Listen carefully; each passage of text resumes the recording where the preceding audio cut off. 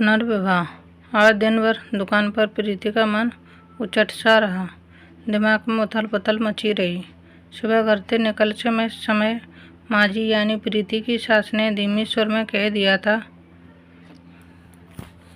कि बेटी शाम को जल्दी घर आ जाना, और उनके जल्दी घर आ जाने का अर्थ वह भली भांति समझती थी, इसीलिए अनमनी सी रही। वह दिन भर बगल वाली बेला ने भी उसे 2-3 बार टोका। क्या बात है प्रीति, आज इतनी उदास क्यों लग रही हो?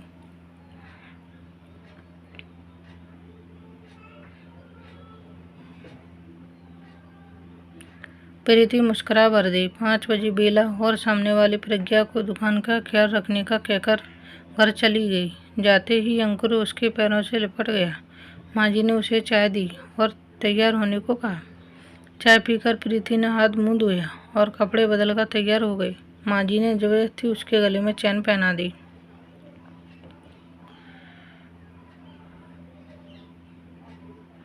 और माथे पर बिंदी लगा दी। नियत समय पर विनय उसके माता पिता प्रीति को देखने आ गए। प्रीति को तो वो फोटो देखकर ही पसंद कर चुके थे। आए तो एक तरह से बात पक्की कर विवाह का मुहूर्त निकालने आए थे। विनय की माताजी ने शगुन देकर प्रीति को एक तरह से अपनी बहू बना लिया।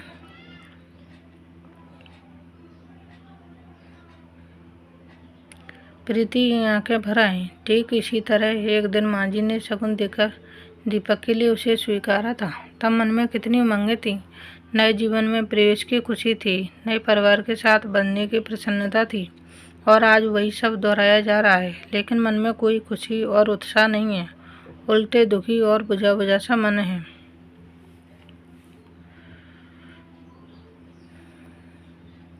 रात में अंकुर ने प्रीति के गले में बाहें डालकर बड़े प्यार से पूछा, लाड़ से पूछा, मम्मी वो अंकल और दादाजी कौन थे? वो तुम्हारे दादाजी के दोस्त और उनका परिवार था बेटा, प्रीति ने उसके सिर पर प्यार से हाथ फेर कर कहा। अंकुर उससे चिपक कर जल्दी ही सो गया, पर प्रीति को देर रात तक नींद नहीं आई। 6 साल पहले ही तो दीपक से विवाह हुआ था। प्रीति का प्यार करने वाला पति, दिन भर स्नेह बरसाने वाले सास ससुर पाकर प्रीति को मानो दोनों जहाँ की खुशियाँ मिल गई थी। बचपन में ही प्रीति के माता पिता की मृत्यु हो गई थी। वह मामा मामी के यहाँ पली बड़ी। उन्होंने उसे बहुत अच्छे से रखा। फिर भी प्रीति का मन किसी को भी माँ पिताजी कहने को तरसता रहता। शादी के बाद दीपक के माता पिता ने उसे भरपूर प्यार दिया। दीपक उनका इकलौता बेटा था। प्रीति के रूप में उन्हें बेटी भी मिल गई। साल भर के अंदर ही अंकुर का जन्म हुआ। प्रीति और दीपक के प्यार का अंकुर दीपक बेटी चाहता था, फिर भी वह बेटे के जन्म पर बहुत खुश हुआ। उसी ने बहुत लाड़ से उसका नाम अंकुर रखा। नए परिवार प्रीति बहुत संतुष्ट और प्रसन्न थी। सबके प्यार और अंकुर के लालन पालन में वह अपने बचपन के अभावों और माता पिता के समय हुई मृत्यु के हादसे को भूल गई थी। अब जीवन से प्रीति को कोई शिकायत नहीं थी। हर तरह से सुख दुख और संतुष्टि थी वह, लेकिन क्रूर होनी तो प्रीति का ये सुख रास नहीं आया। मामूली से बुखार में एक दवाई के रिएक्शन से दीपक की हालत ऐसी बिगड़ी कि मात्र 3 दिनों में ही वह चल बसा। प्रीति का मस्तिष्क शून्य हो गया।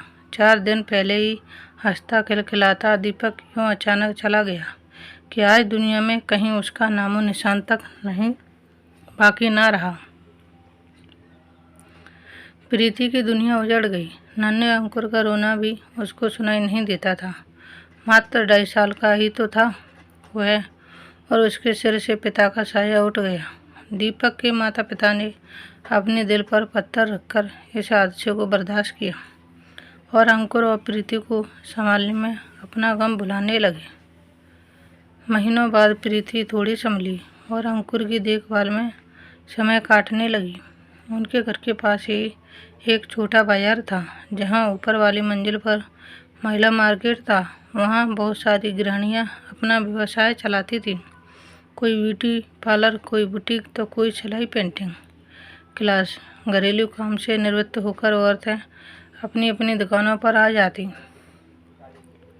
सब सहेलियां बैठी रहती, आपस में दुख सुख भी बांट लेती और कुछ रचनात्मक काम भी हो जाता। प्रीति के ससुर जी ने भी उसे वहाँ एक दुकान दिलवा दी। प्रीति नियम से अंकुर को स्कूल भेजकर दुकान पर आ जाती। दिन भर ग्राहकों में और आसपास की औरतों से बात करने में समय बीत जाता। बेला प्रज्ञा से तो उसकी अच्छी बनती थी।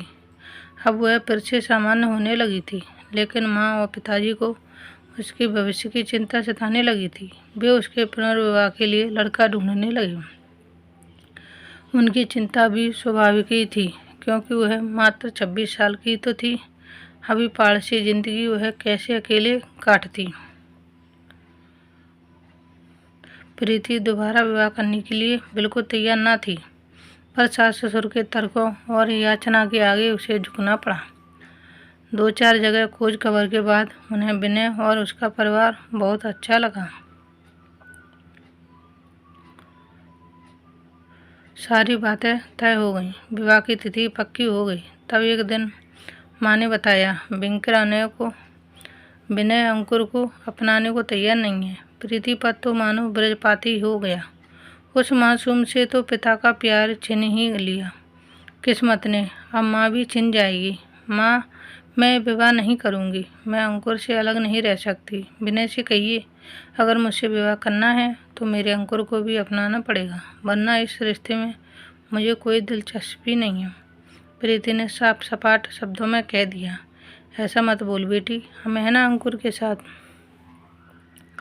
सब जगह तुम्हारे विवाह की खबर हो चुकी है और मुझे विश्वास है कि तुम अपने अच्छे व्यवहार से विनय का मन जीत लोगी, तो एक दिन वह अंकुर को अवश्य अपना लेगा। तब अंकुर को माता पिता दोनों मिल जाएंगे। माँ ने प्रीति को समझाया।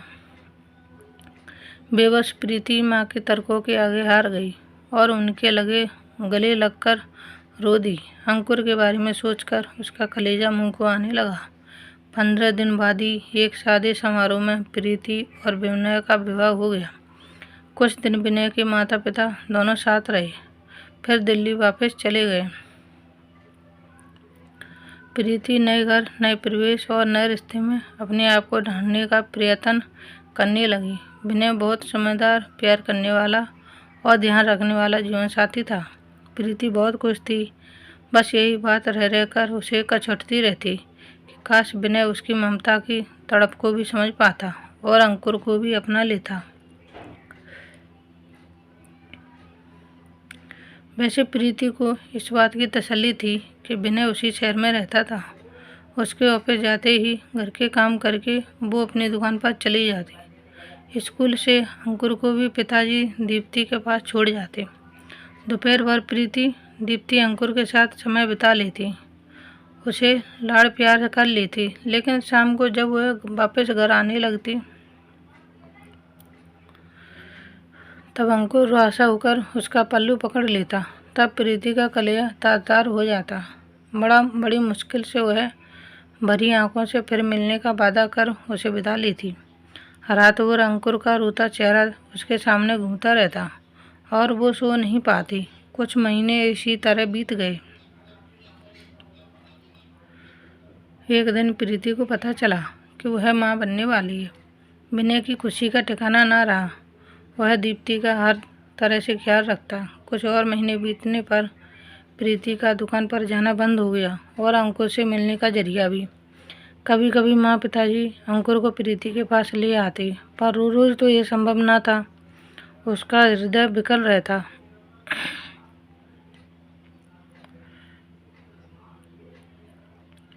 नियत समय पर प्रीति ने एक बेटे को जन्म दिया। इस समय विनय के माता पिता उसके पास आ गए। जब नन्हा 3 महीने का हो गया तो वो लोग वापस चले गए।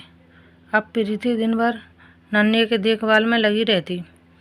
नन्हे की देखभाल के दौरान उसे हर पल अंकुर का लालन पालन याद आता और वह तड़प रह उठती। वह दोपहर में अक्सर नन्हे को सीने से लगाकर अंकुर की याद में रोती रहती। उसके मन में अंकुर के बचपन की स्मृतियाँ सजीव हो जाती। वह उसकी मासूमियत भरी बातें सुनने को तरस जाती। जीवन साथी मिलने और दोबारा माँ बनने के बावजूद भी वो अधूरी थी। विनय ऑफिस से आकर घंटों नन्ही के साथ खेलता रहता। रात में भी उठकर उसे संभालता, उसे घुमाने ले जाता। नन्हा अब 5 महीने का हो गया था। उसकी किलकारी से घर गूंजता रहता। नन्हे को वैक्सीन लगवाने के बाद प्रीति घर लाई तो उसे बुखार हो गया। वह सारा दिन रोता रहता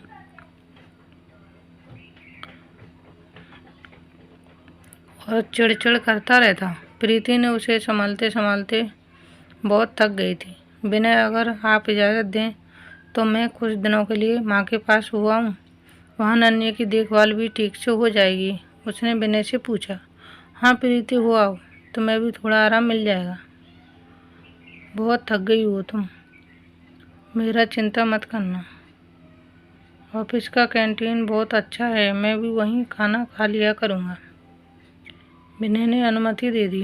प्रीति खुशी खुशी नन्हे को लेकर माँ के घर आ गई। नन्हे को सारा दिन माँ पिताजी संभाल लेती।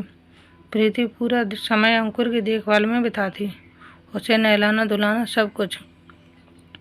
महीनों बाद अंकुर रात भर उससे लिपट कर सोया, उसे नई नई कहानियाँ सुनाती। प्रीति बहुत खुश थी और उसकी ममता भी पूर्ण रूप से संतुष्ट थी। प्रीति के जाने के बाद विनय शाम को जब घर आता तो उसे काटने को दौड़ता। उसे प्रीति और नन्ही की बहुत याद आ रही थी। देर रात तक वह टीवी देखकर मन बहलाता रहता। रात में सोता तो उसे नींद में भी मन नहीं लगता कि जैसे नन्हा रो रहा है या कुनकुना रहा है। वह चौंक कर जग जाता। उसे ना घर में ना ही ऑफिस में चैन आ रहा था। ऑफिस में उसका मन काम में नहीं लगता और घर का सन्नाटा उसे खल रहा था। अचानक विनय को एहसास हुआ कि वह तो बाप है, फिर भी 5 महीने के बेटे को 5 दिन की दूरी उससे सही नहीं जा रही है। लेकिन प्रीति तो माँ है। बस 5 वर्ष के बेटे को उसने सीने से लगाकर पाला पोसा। उससे इतने महीनों वह किस तरह अलग रह पाई होगी। सचमुच वह कितना निर्दयी और छोटे दिल का है, जो एक मासूम को उसकी माँ से जुदा कर दिया। यदि प्रीति नन्हे को लेकर हमेशा के लिए चली गई तो कैसे जी पाएगा वह अपने जान से प्यारे बेटे के बिना, और फिर प्रीति कैसे जी रही होगी। अब तक अंकुर के बिना कितना दर्द सहा होगा। उसने विनय की आंखें भर आईं। वह प्रीति को अपना मान सकता है तो उससे उत्पन्न अंश को अपना क्यों नहीं मान सकता। कैसे वह इतना छोटे मन का स्वार्थी हो गया। उससे पश्चाताप होने लगा। अगले ही दिन विनय प्रीति के घर पहुंचा। नन्हे को गोद में लिए प्रीति अंकुर को मनमोहर करके खाना खिला रही थी। उसके गले पर ममतत्व की एक अलग ही चमक झिलमिला रही थी। विनय ने उसे इतनी प्रसन्नता कभी नहीं देखा था। वह मुग्ध होकर प्रीति को देखता ही रह गया। आज तक उसने एक माँ से यह गौरवमयी आंतरिक प्रसन्नता छीन रखी थी। वह गिलानी से भर उठा। विनय पर नज़र पड़ते ही प्रीति का चेहरा बुझा गया और अंकुर ने भी सहमकर उसका आंचल पकड़ लिया। विनय ने मुस्कुराकर अंकुर के सिर पर हाथ फेरा तो वह प्रीति से सटकर खड़ा हो गया। तुम्हारे बिना घर बहुत सूना सूना लग रहा है। अब तो नन्ही की तबीयत भी ठीक है, चलो घर चलें, विनय ने प्रीति से कहा। आप माँ को ले जा रहे हो? अंकुर की आंखों में आंसू भर आए। केवल माँ को ही नहीं बेटा, आपको भी घर ले जाने आया हूँ। अब से आप भी माँ के साथ ही रहेंगे, विनय ने प्यार से कहा। सच अंकल? अंकुर प्रसन्न हो गया। अंकल नहीं पापा बोलो बेटा, मैं तुम्हारा पापा हूँ, विनय ने उसे गोद में उठाकर प्यार से कहा। प्रीति आश्चर्य से विनय की ओर देख रही थी। मुझे माफ़ कर दो प्रीति, मैं बहुत स्वार्थी था। आज तक मैंने माँ बच्चे को एक दूसरे अलग रखा। मैं बहुत अपराधी हूँ। नन्हे से अलग होकर मुझे अपने बच्चे से दूर रहने के दर्द का एहसास हुआ। मैं अपने दोनों बेटों को घर ले जाना चाहता हूँ। नन्हे के बिना मैं 4 रात तक नहीं सो सका। तुम अंकुर के बिना साल भर तक कैसे रह पाई होगी। बस अब और मुझे तकलीफ नहीं दूंगा, तुम्हें तकलीफ नहीं दूंगा। विनय के स्वर में क्षमा याचना थी। प्रीति इस खुशी को पाकर रो पड़ी। मैंने कहा था ना बेटी, एक दिन सब ठीक हो जाएगा, माँ और पिताजी कमरे में आते ही बोले। अंकुर विनय के गले से लिपट गया। नन्हे को सीने से लगाए प्रीति ये दृश्य देखकर भाव विभोर हो गई। आज उसे लग रहा था उसका परिवार पूरा हो गया। Thanks for watching, like share and subscribe. धन्यवाद दोस्तों, बाय बाय।